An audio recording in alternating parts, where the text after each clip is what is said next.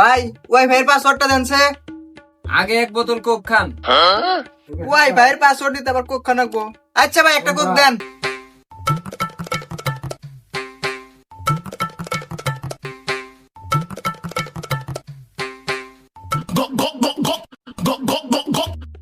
ভাই এবার কোন পাসওয়ার্ড কি? আগে এক বোতল কোক খান। ও ভাই একটা কোক খাইলাম, পাসওয়ার্ড নিবার গেলে আবার একটা কোক খানাবো। আচ্ছা ভাই আরেকটা কোক দেন।